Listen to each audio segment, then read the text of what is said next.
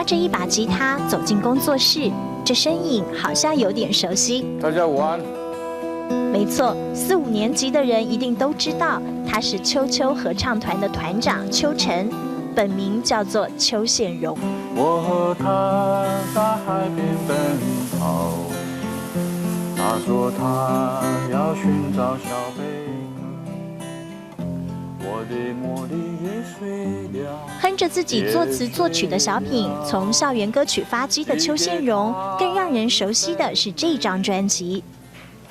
这是在1982的，轰动一时。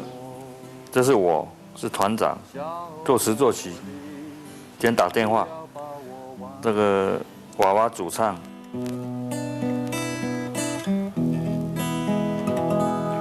行过水磨流，经过你归山。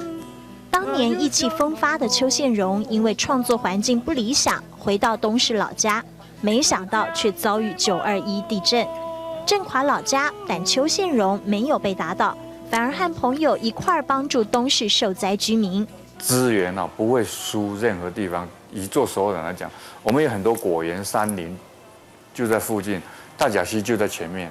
另外就是你要找到设计、执行的，就是说裁缝师。那东市有条件因为东市40年前是西装业非常发达。看到东市的优点，东市的美，邱宪荣利用当地特有资源和客家艺术结下缘分。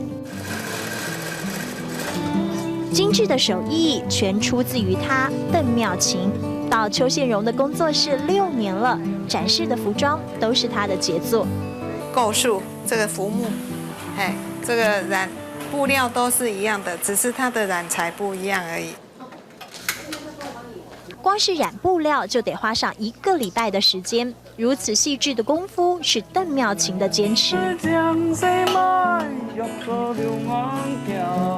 硬底子的邓妙琴加上总策划邱宪荣满脑创意点子，他们的满腔热情为东市带来新生命，也带来新客家精神。